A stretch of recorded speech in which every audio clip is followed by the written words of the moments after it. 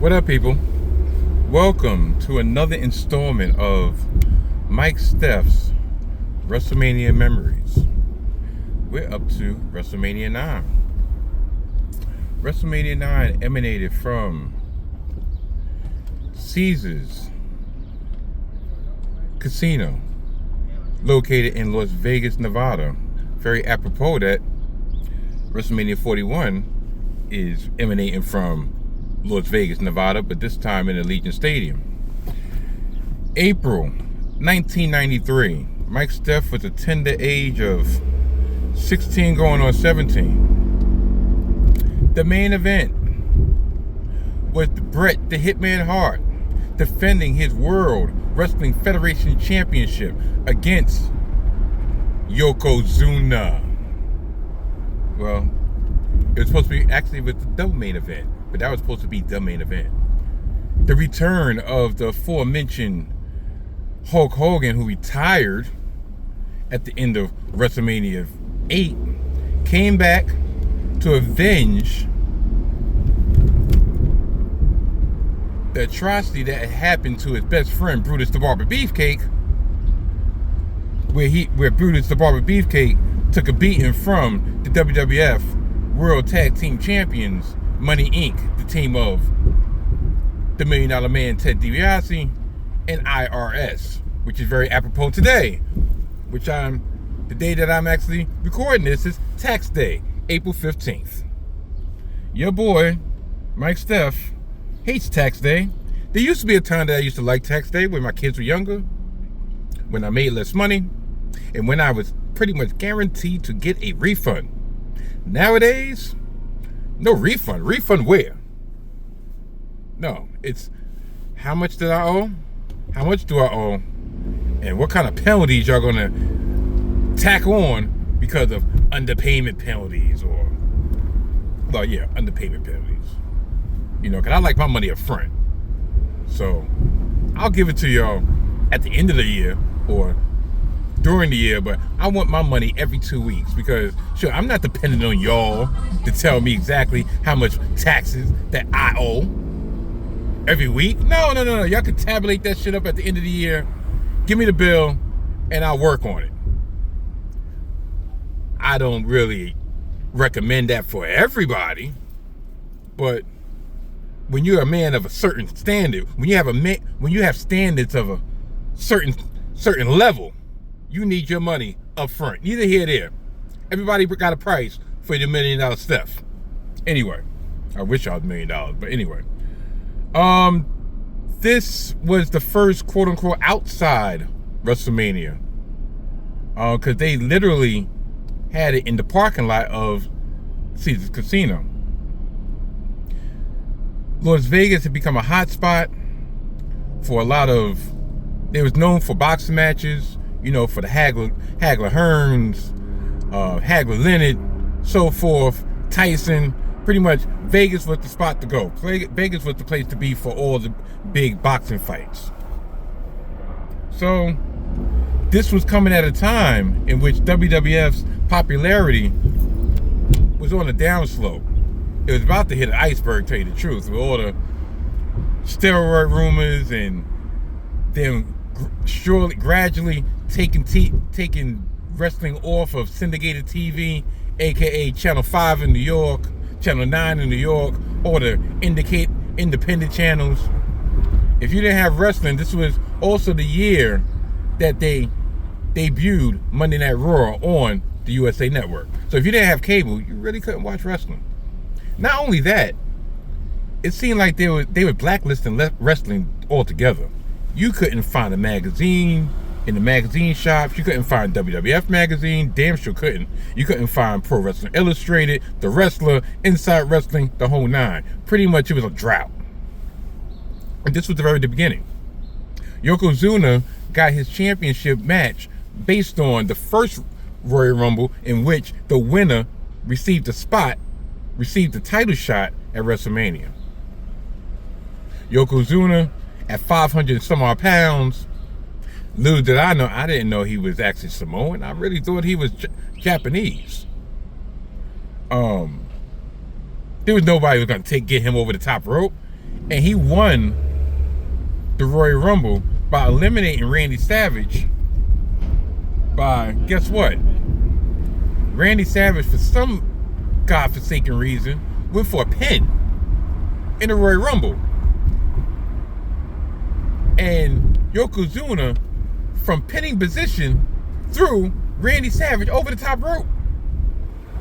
Once again, looking at the size difference, we're looking like, hold on, there's no way in hell Bret the Hitman Hart is going to beat this monster in Yokozuna. But at the same time, the excellence of execution was such a scientific wrestler, such a technician. We thought, if he can get him on his back, if there's a will, there's a way. He's not trying to give up the championship. He won the championship that past October against the Nature Boy Ric Flair in Saskatoon, Canada. Saskatchewan, someplace in Canada. And it was an impromptu. I think it happened on Primetime Wrestling. So, this is going on 6 months of the reign. We're figuring, back then they didn't really have short reigns. Short reigns was like a year. So we're like, it's a possibility. It's a possibility. Until the immortal cocksucker Hulk Hogan came back into play. Now this is where my personal memory comes into play. Now, when I was growing up in Crown Heights, St. Mark's, New York to be exact, and they rock, what up? We had a whole bunch of people we grew up with, right? Now, my late Aunt Jackie, she had a boyfriend by the name of Ken Do. Ken Do was actually the uncle of one of my people that I grew up with, Rala. Now, we used to always joke, Rala used to love some chicken wings from the Chinese restaurant, so we used to call him chicken wing. He was always about the chicken wings. So, just so happened, I didn't know Rala was into wrestling. I damn sure didn't know Dude was into wrestling, but he knew I was into wrestling because he was staying with us at the time. So when WrestleMania 9 came up, he was like, yo, Mike, I'm going to take you out. I'm going to take you out to my sister's house or my cousin's house out in Queens, and we can watch wrestling over there. I was like, all right, fine. So I get on the train, trek it out to Queens, and I'm still not putting two and two together at the time, not realizing he's related to one of the people I grew up with. Sure enough, Rala out there, and pretty much I'm watching it with Rala and Do and all them, and now they were wrestling fans, I was wrestling fans, but I was a little bit more in the know, as in I used to read wrestling magazines and all that. So I kind of knew a little bit more, or at least so I thought. But they knew the situation at hand was Hulk Hogan coming back, Hulk Hogan walking out of WrestleMania with that championship. I'm like, nah, he don't even got a championship match. He's wrestling for he's going for the WWF Tag Team Championships. They're like, nah. Hulk Hogan gonna lose. 1 minute. Yeah, I swear, these little clips should be sponsored by Planet Fitness and Starbucks matcha latte frappuccino. Anyway, so where was I? So yeah, so pretty much my people was like, yo, there's no way in hell that Hulk Hogan's gonna be on WrestleMania and he's not winning the championship. And I start thinking with my analytical mind, and I'm like, you know what? They're probably right. So when they had the farce of a WWF Tag Team title match with Hogan and Beefcake versus Money Inc., and it came to a disqualification, we're like, something ain't right. You really think they're gonna have Hulk Hogan in the middle of the match and he ain't walking away with some gold? I don't know. Right? Also, Hulk Hogan showed up with a black eye. Now, they attributed it to him having some type of accident, right? Some type of accident, and boating accident, and he was going to, he was going to fight with a black eye. Now, the rumor mill was going around, and that part much I knew that. As a matter of fact, I don't even know how I knew, but I know the rumor was going that Macho Man beat Hulk Hogan up. As I'm going to steady myself for my infamous U-turn, baby. We got a U-turn, baby. Gotta get to working, baby. There we go. So, even in commentary, when they was asking about the black eye of Hulk Hogan, Macho Man, who's on commentary, because he was pretty much quasi-retired again, Macho Man, and I'm looking at this matcha latte, this frap don't look the way it's supposed to look. I don't know. I mean, look like they half-assed it. But anyway, the Macho Man is like, I don't know, he must have ran into somebody's fist. I don't know, maybe he was talking too much junk and somebody had to jab him in the eye. Macho Man was just making little sly remarks. And I don't think it was playing off the rumors. I think it wasn't quote unquote ribbing on the square. Well, as a matter of fact, it was ribbing on the square, because everything he was saying was probably true. Now, this is the only hindsight I'm going to get, because there's a documentary right now on the Peacock documenting WrestleMania 9, and one of the recent interviews of the immortal cocksucker Hulk Hogan was that Hulk Hogan wasn't going to be cleared due to his accident, and he's the one who leaked the rumor that the Macho Man punched him in the eye, so they would realize it wasn't that serious, and they would allow him to fight. But as we know, for the last 30 some odd years, Hulk Hogan is a habitual liar. So I'm thinking he, in a way, especially since Macho Man is no longer here to defend himself, he in a way has admitted that Macho Man gave it up. So we're going to fast forward to the end. The title match. Yokozuna was getting bested by the Hitman, and the Hitman got him into the sharpshooter, which was his finishing maneuver. Unfortunately for the Hitman, he was facing the ropes, and Mr. Fuji threw the ceremonial salt in the Hitman's eyes, set him up for the bonsai drop. 1, 2, 3, new champion Yokozuna.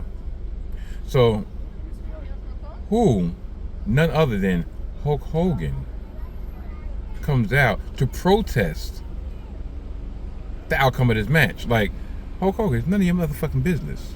But everybody knew the play was. He came out to steal the championship. Now, he goes out. First, he passes the Hitman. He goes out, and then Mr. Fuji, dumbass, challenges Hulk Hogan to a championship match right then and there, when his charge, Yokozuna, just did like 8 to 10 minutes at 500 pounds, and he was exhausted. Plus, that's his first championship win. Why is he trying to... Anyway. So, to try to show what kind of good-natured guy Hulk Hogan was, Hulk Hogan went outside, asked Bret the Hitman Hart whether or not he could accept this challenge. And of course, Bret's like, go get him, go get him, go get him.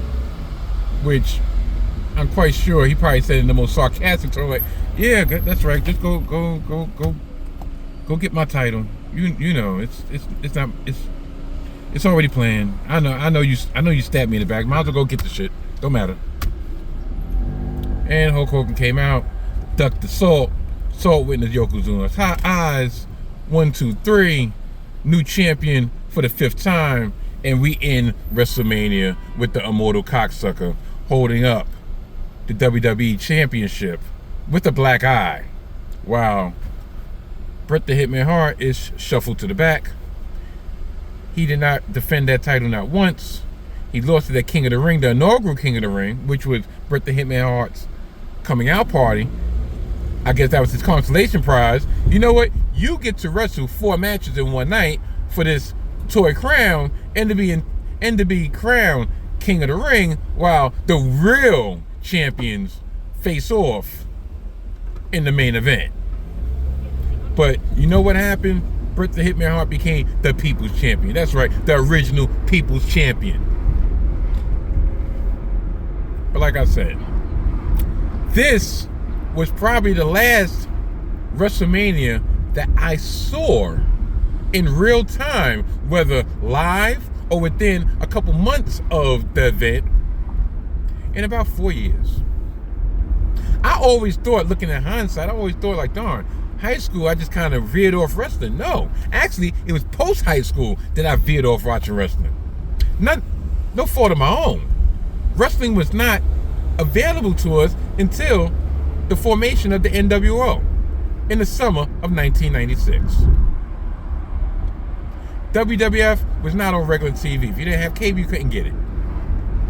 WCW, at that time, even though Hulk Hogan went over there in 1994, if you didn't have cable, you couldn't get it unless you stayed up until about 12:30, 1 o'clock on Saturday night, Sunday mornings for Worldwide Wrestling on Channel 2, where you had Dirty Dick Slater, and the Barbadian being stalwarts on that show. And something's going on, so hold on. Yeah. FDNY had to get past this, so that actually allowed me to run the red light. Great. But yeah, so the next editions, the next installment of WrestleMania Memories. How about this?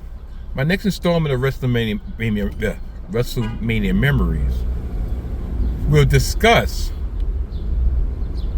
the situation of WrestleMania 10, 11, and 12. Those 3 WrestleManias I did not see in real time.